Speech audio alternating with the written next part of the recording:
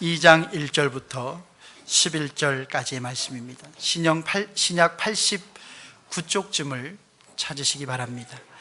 누가복음 2장 1절부터 11절까지의 말씀을 한 절씩 교독하시고 11절 말씀은 함께 보시겠습니다.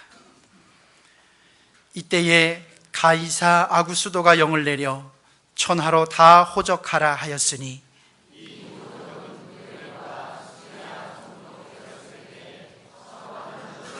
모든 사람이 호적하러 각각 고향으로 돌아가매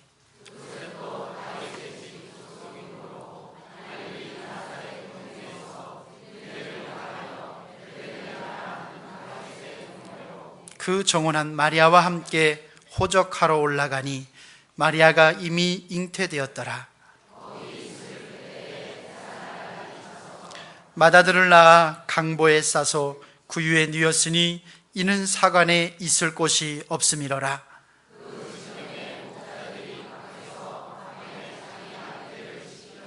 주의 사자가 곁에 서고 주의 영광이 저희를 두루 비추매 크게 무서워하는지라.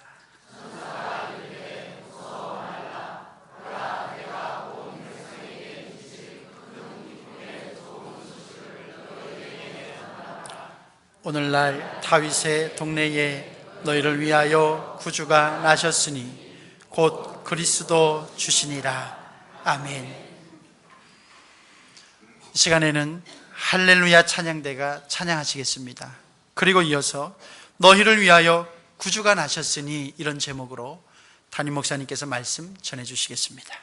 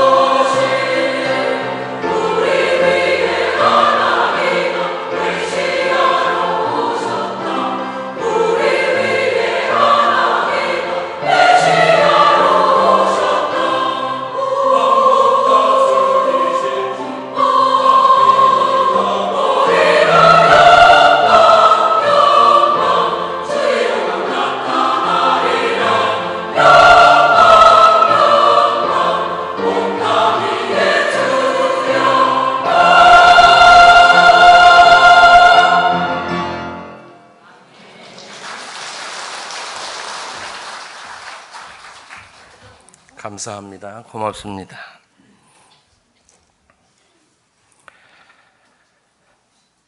주님의 임재를 삶 속에서 경험하는 이 강림절이시기를 바랍니다. 이 강림절을 통해서 하나님의 사랑을 경험하는 시간들이 계속 이어지게 되시기를 바랍니다. 이 강림절을 통해서 하나님의 약속은 반드시 이루어진다고 하는 것을 믿게 되는 그런 시간이시기를 바랍니다. 그리고 주님께서 우리를 사랑하셔서 오신 것처럼 사랑을 실천하는 그런 귀한 시간들을 보내시게 되기를 바랍니다. 예수 그리스도께서 아기 예수로 인간의 몸을 입고 오시는 것은 우리에게 큰 축복입니다. 이것보다 더 큰 축복은 있을 수가 없습니다. 왜냐하면 우리에게 구원의 은총을 허락하시는 일이기 때문입니다. 자, 오늘 말씀을 통해서 우리가 함께 하나님의 말씀을 나누려고 합니다. 저를 따라서 한번 해보실까요? 하나님의 계획은 반드시 이루어집니다. 옆에 분들에게도 그렇게 좀 말씀해 주세요.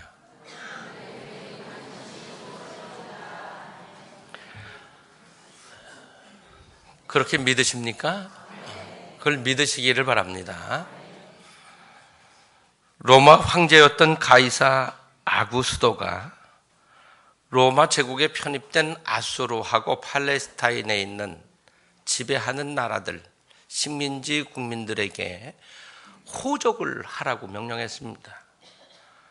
왜 그렇게 했냐면 인구 조사를 하려고 그렇게 한 것입니다.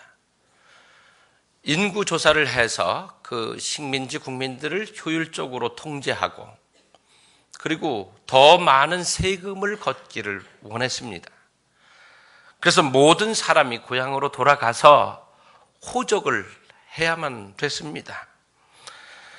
황제의 명령인데 이 명령을 어떻게 누가 거스릴 수가 있겠습니까?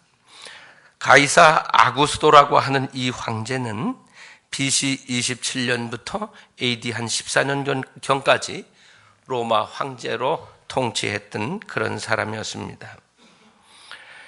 요셉과 마리아도 이 명령에 따라서 호적을 하기 위해서 나사렛에서 예루살렘으로 가는 길에 베들레헴에 머물게 됩니다. 이 거리는 한 145km 정도 되는 거리였습니다. 이 길을 걸어서 지금 이제 베들레헴에 왔고, 베들레헴에 와서 보니까 호적하러 온 사람들이 얼마나 많은지 어디 뭐 숙소를 정할 수가 없어요. 어디 잠을 자야 될 텐데 잠잘 데도 없고 그렇습니다. 근데 뭐 어떻게 할 방법이 없으니까 그냥 남의 해안가에 이렇게 거처를 하고 그날을 보내는데, 그날 마리아가 아기를 낳습니다. 아기를 낳아서 보에다가 싸서 그 구유 있잖아요, 여물통 위에다가 올려놓았습니다. 이 아기가 누굽니까? 이 아기가 바로 예수님이셨습니다. 이제 이 사건을 통해서 우리가 한 번쯤 생각했으면 하는 건 뭐냐 하면요, 하나님은 어떤 사람이든지, 그가 비록 이방인이든지 그가 힘을 가진 사람이든지 누구든지 그들을 통해서도 하나님이 역사하신다는 거예요. 하나님의 뜻은 여러 가지 방법으로 이루시게 되는데, 성경에 나와 있는 대표적인 몇 사람들을 보면 이렇습니다. 바사 왕국을 건설했던 사람이 누구죠?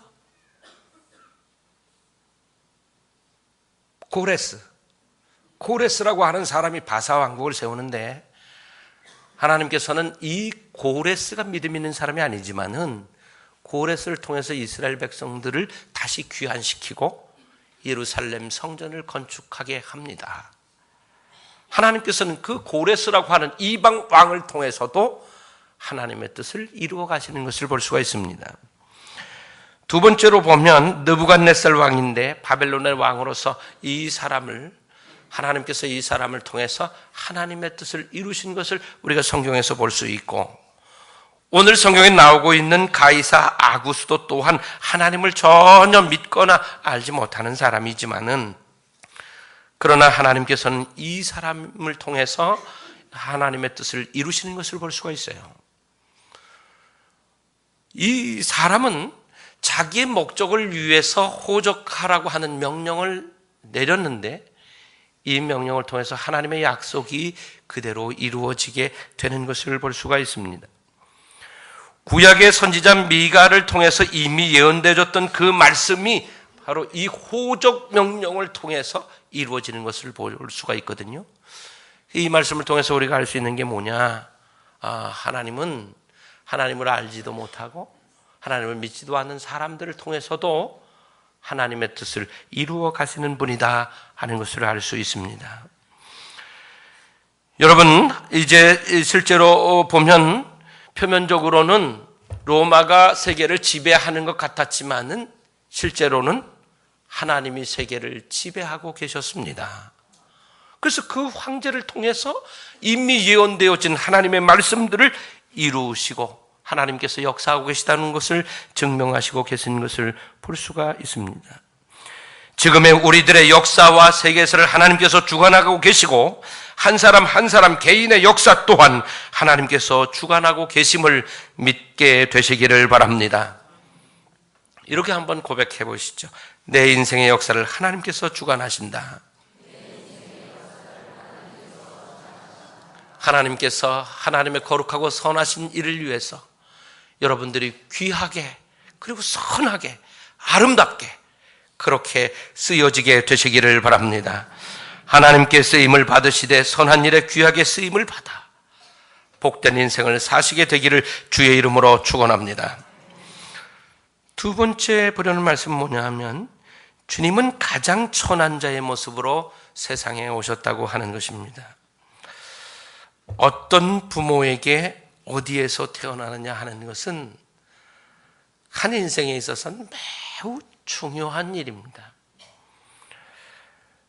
어떤 사람들은 정말 가난하고 먹을 것조차 없는 곳에서 태어나서 고통을 받는 사람들도 있고 또 어떤 사람들은 넉넉한 곳에 태어나서 많은 것을 누리는 사람들도 있습니다. 우리가 어디에서 태어나느냐, 어떻게 태어날 거냐 하는 것은 우리가 선택할 수 있는 문제가 아닙니다. 여러분은 지금 여러분이 태어난 가정 또 환경 다 만족스럽게 생각하십니까? 아무도 안 계세요? 다 불만이세요? 잘못 태어나셨습니까? 아니에요. 감사하실 수 있기를 바랍니다. 세상에 우리보다 나은 곳에 태어난 사람이 그렇게 많지 않아요. 세상에 몇십억이 살지만은 우리가 태어나서 살고 있는 것 괜찮은 것입니다.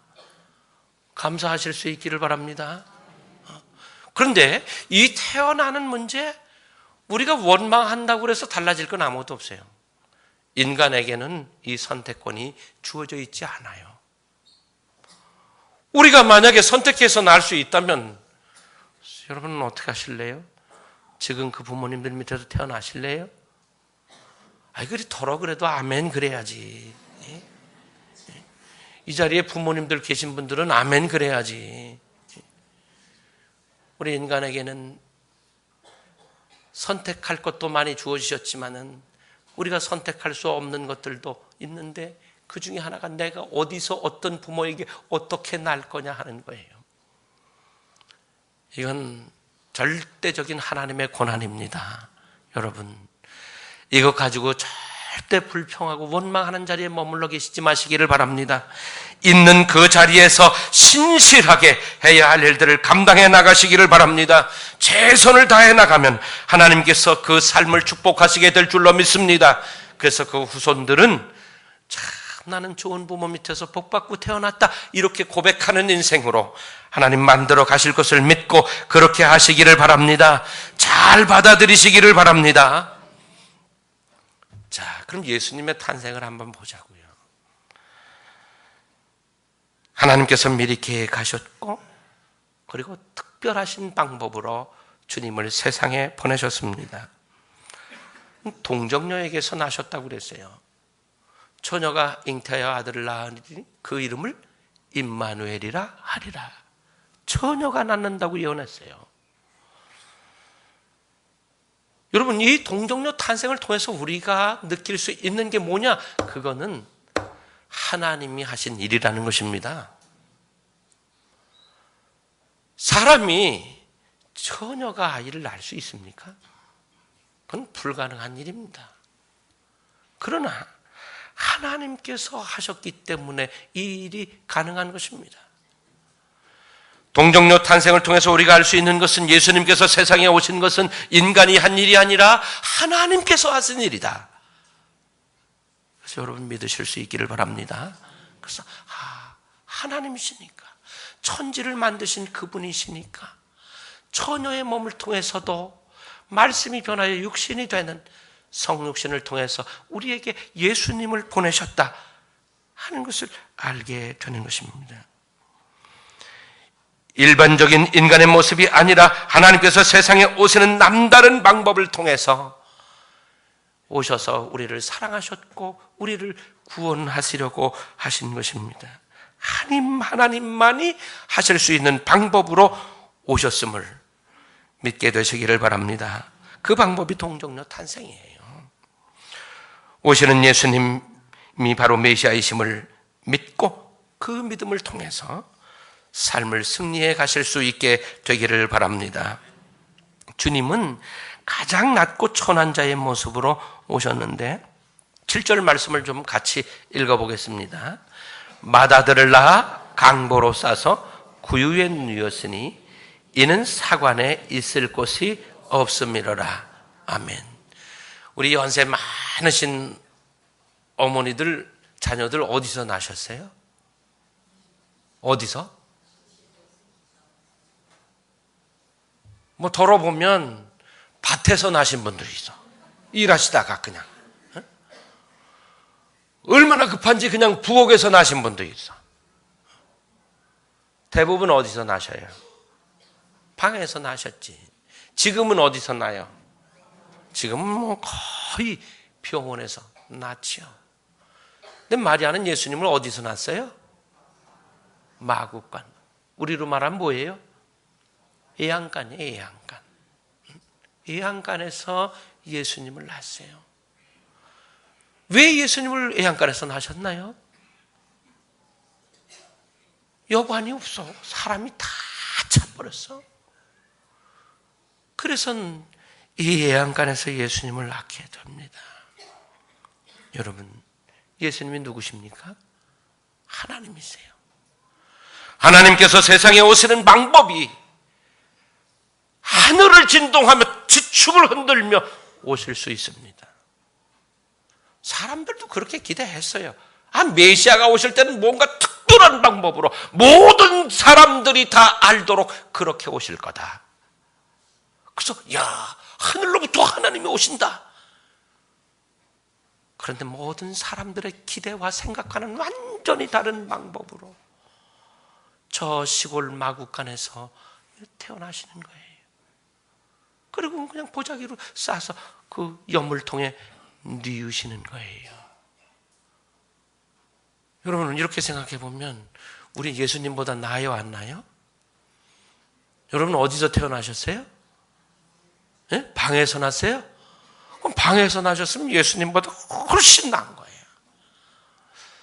이 양간에 똥 들이며 그 염을 들이며 냄새며 벌레며 오죽했겠습니까? 예수님은 거기서 나셨어요. 우린 그래도 모양간에서 난 사람 없잖아요.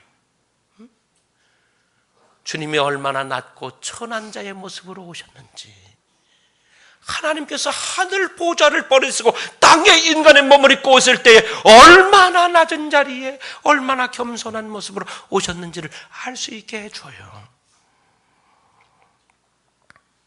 사관에 있을 곳이 없음이로라. 이렇게 아주 간단하게 성경에는 소개를 하고 있습니다. 누가 이런 곳에서 아기를 낳고 싶어 하겠습니까? 그럼 예수님은 왜 이 가장 낮고 천한 곳 마구간에서 나시고 짐승의 여물통 위에 누우셨을까 하는 거예요. 주님이 이 땅에 왜 오세요? 오시는 이유가 뭐예요? 천하를 호령하려고요? 천하를 다스리시려고요? 천하를 심판하시려고요? 아니에요. 주님이 오시는 것은 사람을 살리고 구원하시기 위해서 오시는 거였어요. 근데 우리가 잘 생각해야 될 건 뭐냐? 심판하러 오실 때는 주님 요란스럽게 오세요.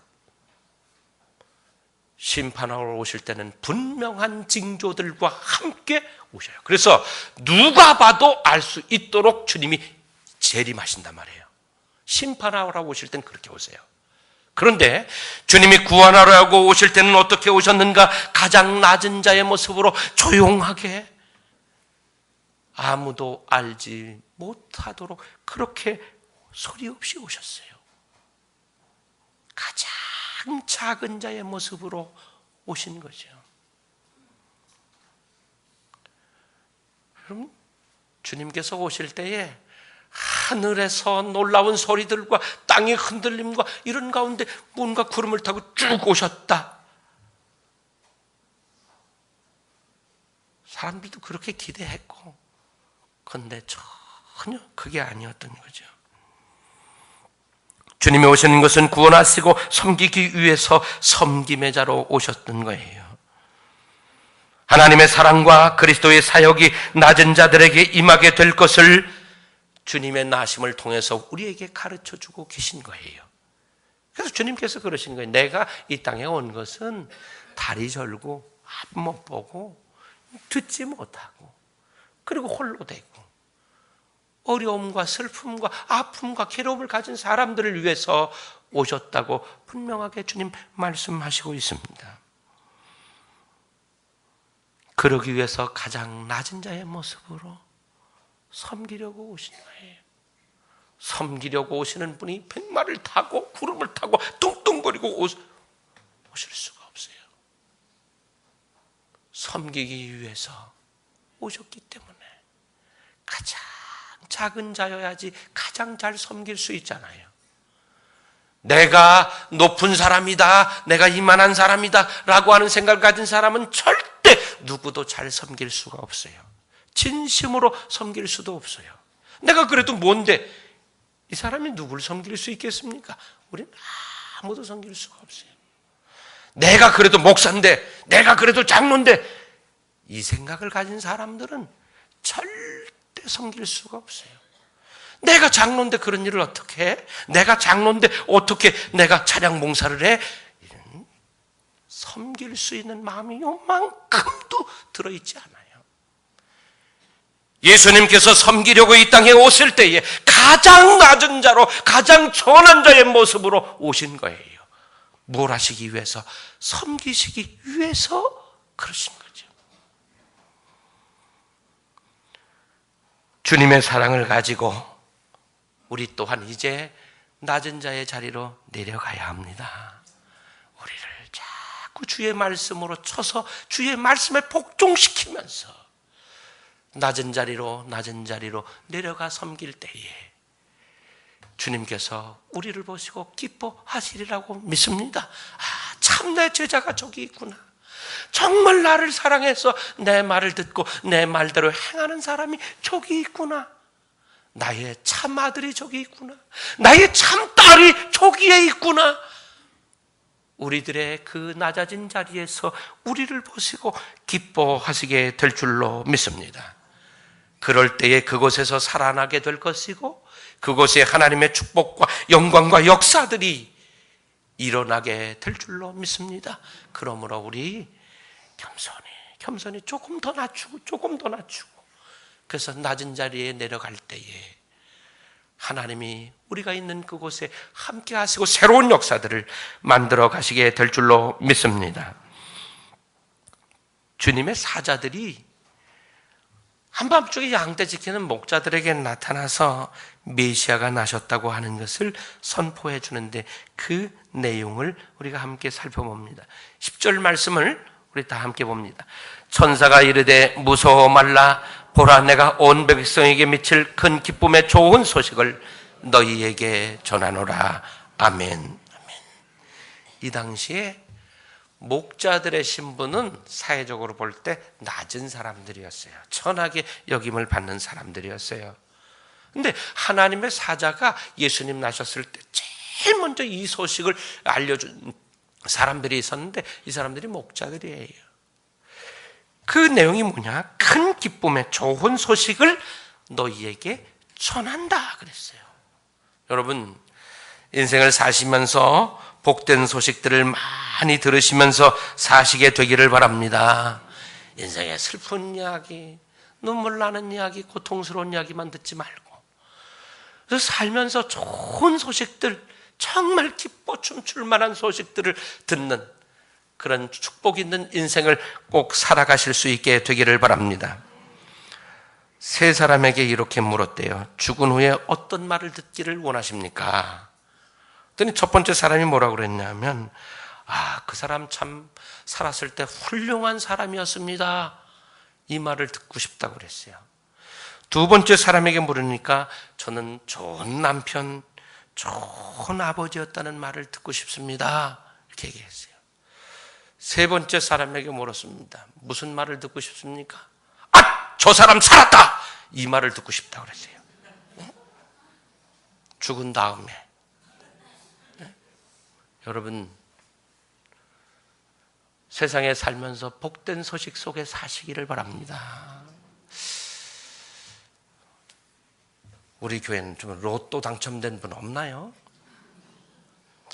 돈 달랄까 봐나 소문을 안 내네. 덜어 있을지도 모르는데. 로또 부지런히 사시는 분들 계시죠? 그분들에게는 무슨 소식이 제일 좋은 소식이에요?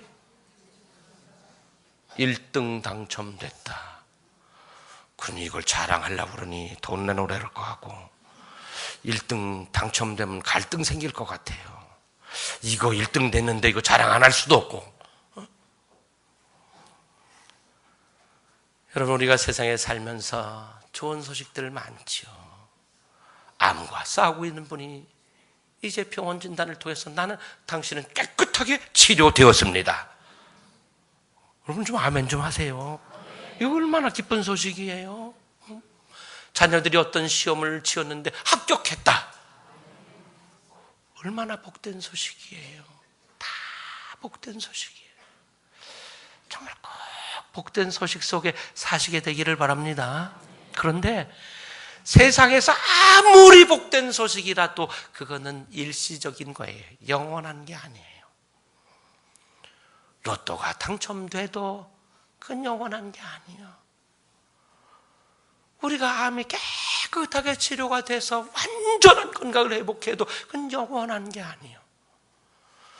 어디 뭐가 됐다고 해도 그건 완전한 게 아니에요. 그건 그냥 한 생의 그것뿐이에요.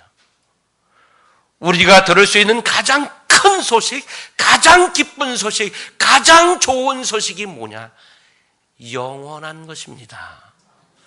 영원한 것에 관한 소식, 영원한 것으로 축복받았을 때 그것이 가장 큰 소식이요 기쁜 소식인 줄로 믿습니다. 우리가 세상에서 뭐 좀 잘 된 거 그것도 꼭 필요한 소식이지만 그것보다 더 복된 소식이 구원받았다입니다. 구원받았다. 왜? 구원의 축복은 영원한 것이기 때문에 그래요. 변할 수 없는 것이고 빼앗길 수도 없는 것이고 누가 훔쳐갈 수도 없는 거예요. 영원한 그 구원의 축복이 가장 크고 기쁨의 소식인 줄로 믿습니다. 주님이 오시지 않았다면 우리에게는 소망이 없어요. 이 큰 기쁜 소식을 들을 방법이 없어요. 그 축복을 받을 방법도 없습니다. 죄로 인해 멸망할 인간에게 구원자이신 주님이 오신 것은 희망이었어요. 유일한 희망이었던 것이에요. 우리 주님은 희망을 주시려고 오셨습니다. 한번 그렇게 고백해 보죠. 우리 주님은 희망을 주시려고 오셨습니다. 희망으로 가득 채우시기를 바랍니다. 하나님은 우리의 삶을 도우셔서 우리의 삶을 이끌어 가실 뿐만 아니라 우리에게 영원한 영생의 축복까지 주시는 분이심을 믿고 희망으로 채우시기를 바랍니다. 지금 좀 어려움이 있어도, 지금 좀 고난의 때를 겪고 있어도 날 사랑하시는 그분이 이 땅에 오셔서 나와 함께 동행하심을 믿고 소망을 갖고 용기를 내서 이겨나가실 수 있게 되기를 바랍니다.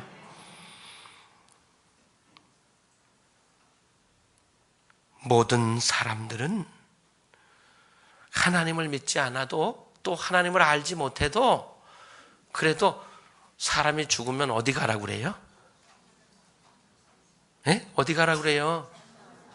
예? 천당 가라고 그래요? 좋은 곳에 가라고 그러죠. 좋은 곳에. 명복을 빕니다. 또 이렇게 말하죠. 하나님 안 믿어. 하나님 전혀 몰라. 그래도 그렇게 말해요. 무슨 얘기입니까? 세상으로 끝나는 것이 아니라 또 다음 세계가 있다고 하는 것을 믿기 때문에 그래요. 이미 하나님께서는 사람 마음속에 영원을 사모하는 마음을 넣어주셨습니다. 그래서 하나님 안 믿어도 몰라도 좋은 곳이 있다는 것을 믿는 거예요. 그래서 좋은 곳 가시라고 그러는 거예요. 좋은 곳이 있다고 하는 건 뭐예요? 안 좋은 곳도 있기 때문에 꼭 좋은 곳에 가시라고 그러는 거 아니에요? 주님이 오셔서 우리에게 주신 축복, 이것은 영생의 축복입니다. 얼마나 감사한 일인지 몰라요. 영원에 이르게 하는 소망으로 주님이 오신 것을 믿고 감사하면서 그 영생의 축복을 꼭 누리게 되시기를 바랍니다. 이제 우리는 성탄을 맞으면서 우리의 눈을 낮은 곳으로 돌려야 합니다. 성탄절에 여러분 어떤 계획 세우셨어요? 여행 가실 계획 세우셨나요? 아니면 멋진 외식을 계획하셨습니까? 아니면 선물을 뭘 할까 지금 고민하고 계십니까? 아니면 이미 사셨습니까? 선물을 주고받는 성탄이 아니라 캐롤이나 부르고 화려하게 장식이나 하는 성탄절이 아니라 주님께서 낮은 곳에 임하신 것처럼 우리들 또한 낮은 곳에 그리스도의 사랑을 가지고 내려가 손을 펴는 성탄절이 되어야 할 줄로 믿습니다. 진정으로 주님을 감사함으로 맞이한 사람들, 그 사람들의 모습이 뭐겠습니까? 우리가 받은 그 사랑을 실천하는 것 아니겠습니까? 주님께서 제자들의 발을 씻기시면서 하신 말씀이 바로 그 말씀이었어요. 내가 주와 선생이 되어 너희 발을 씻겼으니 너희도 가서 그렇게 해라 하신 거였어요. 주님을 맞이한 우리들이 어떻게 살아야 하느냐? 섬겨야 하는 거죠. 발을 씻긴다고 하는 것은 상징적으로 말씀하신 거잖아요. 몸의 가장 낮은 곳, 가장 더러운 것을 씻기는 자로 살라고 하는 말씀이었죠. 이제 우리는 아기 예수님께 선물을 드려야 합니다. 우리는 예수님 생신에 왜 우리가 선물을 받아야 되는 거예요? 예수님 생신에 왜 내가 선물을 못 받았다고 난리를 피는 거예요? 우리 청년들은요, 성탄절 같은 데 선물 잘 준비해서 줘야지 잘못하면 헤어지는 날 돼. 아니, 지 생일도 아니고 예수님 생신날을 왜 지가 선물 못 받았다고 헤어져! 이러는지 모르겠어요? 도대체가 알 수가 없어. 예수님 생신날이면 누구한테 선물 드려야 돼요? 누구한테? 아이고, 받기로 단단히 결정을 하셨나 봐. 예수님께 당연히 드려야죠. 예수님께 드려야죠. 그 예수님께 선물 드리면 예수님 받으세요? 안 받으세요? 아니, 받으세요? 안 받으세요?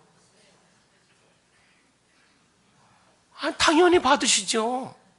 예수님의 생일 선물을 드리는데 왜 안 받으세요? 받으신다고요. 난 예수님 받는 거 한 번도 못 봤다. 받으세요. 예수님 받으세요. 어떻게 받으시나요?